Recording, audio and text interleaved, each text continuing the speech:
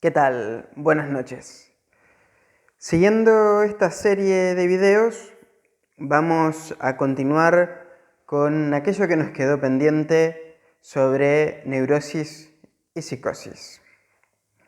Antes de entrar de lleno en el estudio de la estructura psicótica y su relación con las palabras, parece importante resituarnos en uno de los primeros videos que realizamos en torno al narcisismo y las colocaciones libidinales. Porque en el video anterior habíamos explicado de qué manera en las neurosis aquella libido que en algún momento había estado puesta en los objetos del mundo exterior, tras el desencadenamiento, ya habíamos planteado el caso del hombre de las ratas, tras el desencadenamiento neurótico, aquella libido posada en los objetos del mundo exterior se había retraído hacia las fantasías, ¿sí? Y es en este escenario fantasmático donde se escenifican los síntomas neuróticos con las características que habíamos comenzado a describir en el video anterior. Es importante la cuestión libidinal porque también traza una diferencia muy interesante en lo que sucede luego del desencadenamiento, ya que en la psicosis, aquella ruptura que se da con el mundo exterior y que rompe, si se quiere, cierto nexo con los objetos para reelaborarlos en un mundo ya delirante, tiene justamente esta libido un destino diferente. Así como aquel neurótico que rompe su relación, como decía Freud, con el amor y con el trabajo tras el desencadenamiento de la enfermedad, sostiene algunos de aquellos objetos en sus fantasías y de esa manera forman parte de sus síntomas. Ahora, en la psicosis habíamos mencionado en aquel primer video de introducción del narcisismo, encontramos que aquella libido, antes posada en los objetos, es retirada y vuelta al yo, y de esa manera, explicaba Freud, se elaboraba un delirio de grandeza, cuyo delirio de grandeza iba a estar relacionado con la hipertrofia del yo a causa de este reflujo libidinal.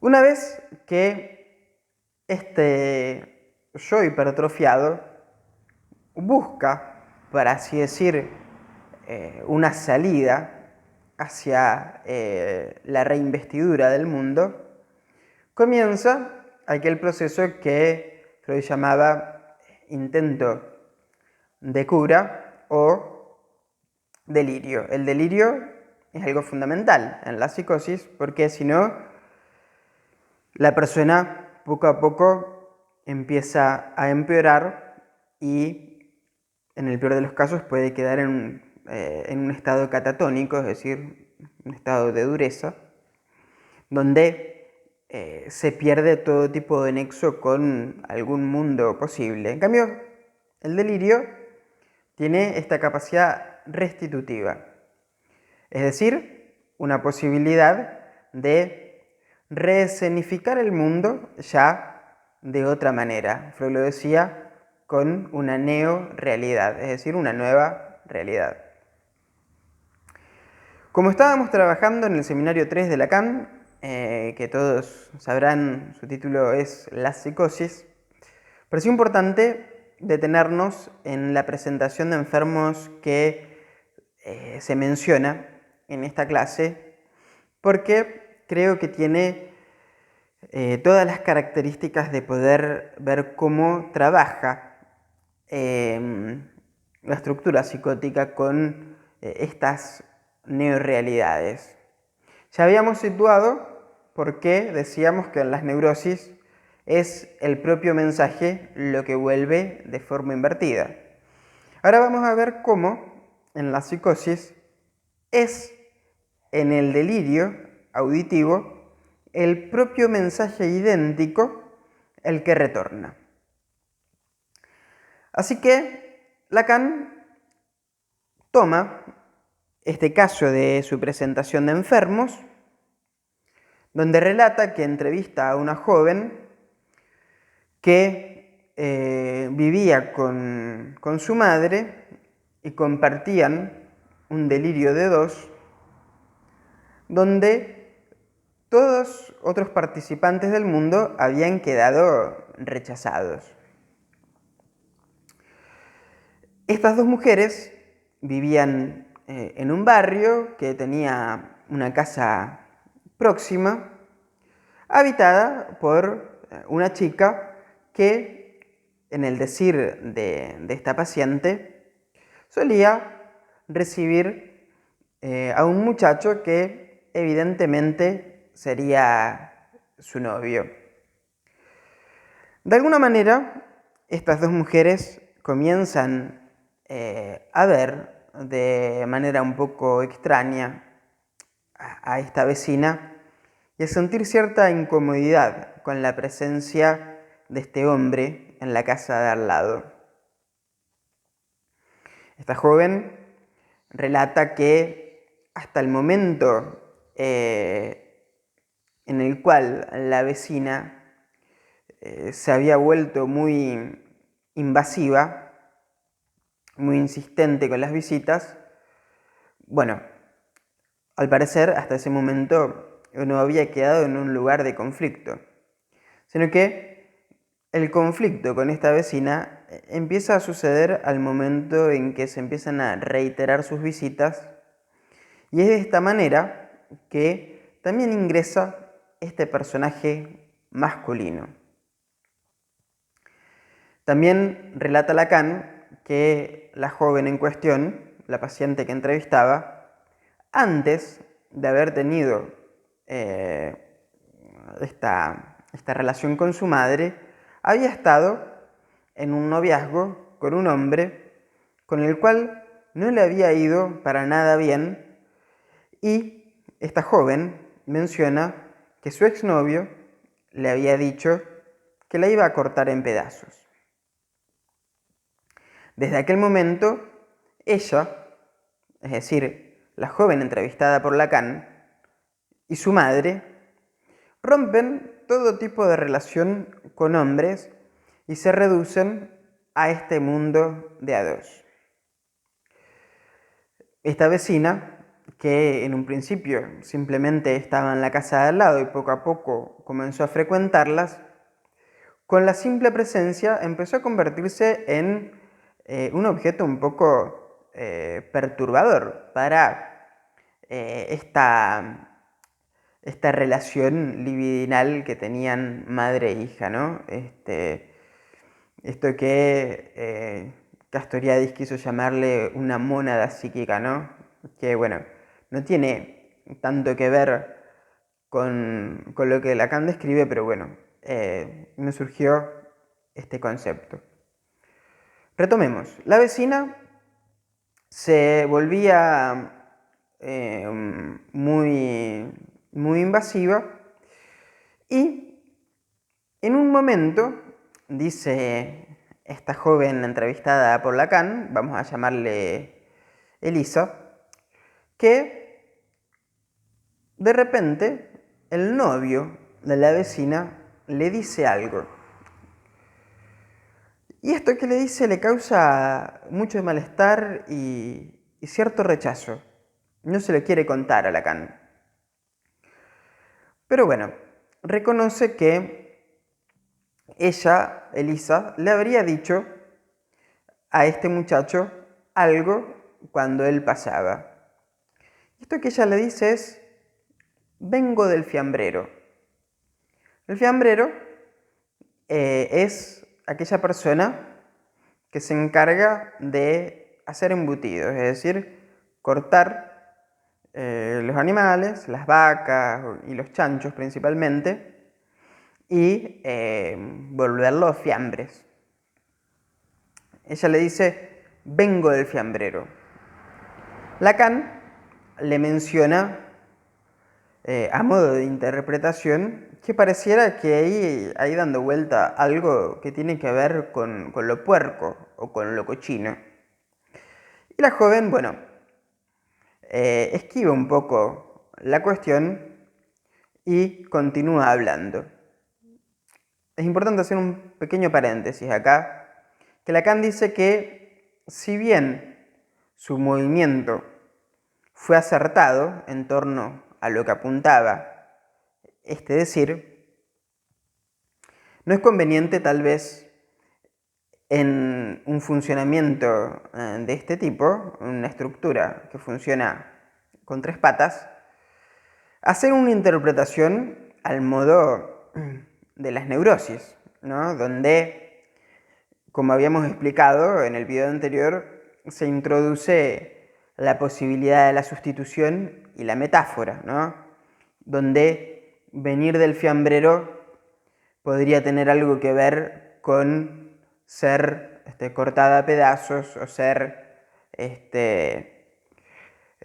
un puerco o una vaca, etc. Pero bueno, de alguna manera Lacan acierta en el sentido de que un momento después la muchacha reconoce qué es aquello que el hombre le dice. Y el hombre le habría dicho marrana. Marrana es también, bueno, un animal ¿no? Que tiene esta misma característica, ¿no? De ser embutido. Entonces, ¿qué es lo que dice Lacan? Y que a él le resulta interesante de este delirio auditivo, donde la joven dice que el muchacho le habría dicho algo que le horroriza, ¿sí? Donde ella antes le habría dicho otra cosa, ¿sí?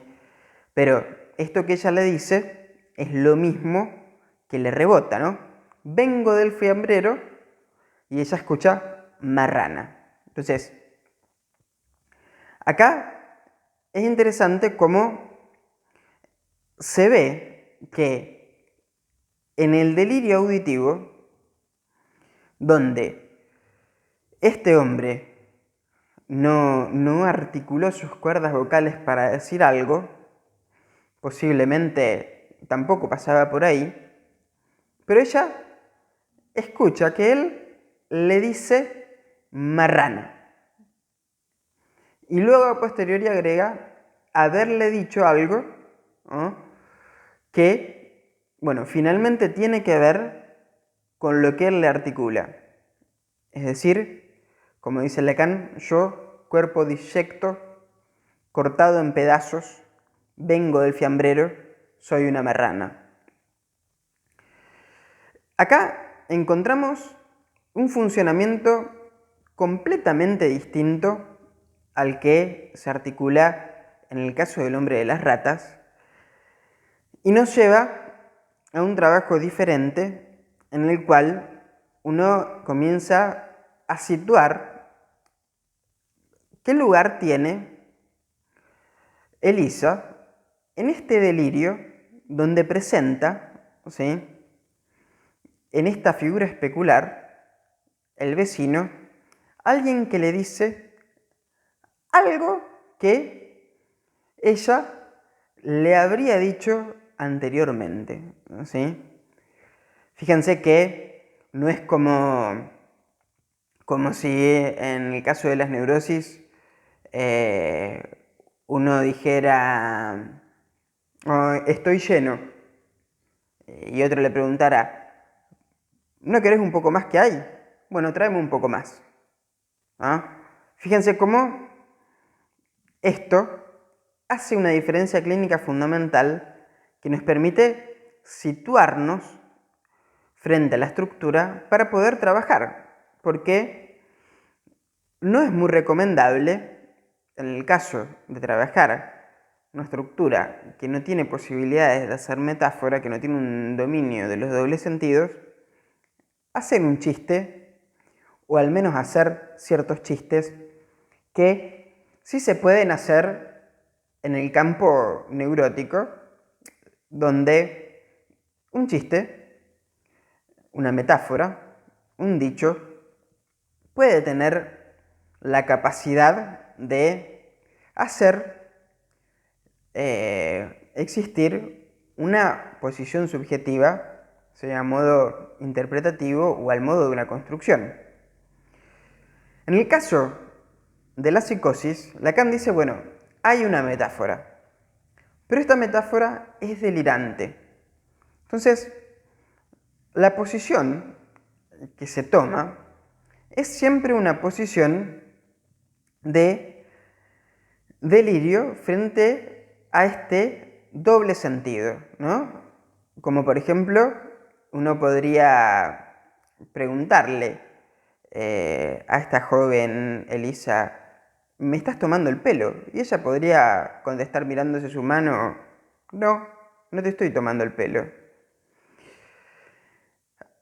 Esta es justamente una posición donde no ha habido, como en las neurosis, una beijahung, es decir, una afirmación y una represión, sino que ha habido un rechazo, dice Lacan, ¿sí? Un rechazo de un significante que articula, ¿sí? Que articula la posibilidad de hacer una metáfora que vamos a trabajar en uno de los próximos videos, donde nos vamos a encontrar con la metáfora del nombre del padre y los 3 tiempos del Edipo, que si bien lo habíamos mencionado en el video de este canal llamado Desmistificaciones del complejo de Edipo, vamos a trabajarlo en mayor profundidad en uno de nuestros próximos videos. Así que, bueno, me parecía importante situar esta diferencia clínica entre neurosis y psicosis. También es importante tener en cuenta que las neurosis pueden tener algún tipo de delirio, pero son delirios de un carácter distinto que no suelen ser auditivos y que, por ejemplo, pueden tener relación con algún objeto perdido, como puede ser el caso del duelo. Duelo que próximamente va a tratar Federico Yot en uno de nuestros videos y que va a estar en relación con la melancolía, o más bien en contraposición, ¿no? Así como hoy hablábamos de neurosis y psicosis, se puede hablar de duelo y melancolía. Así que bueno, seguimos la próxima.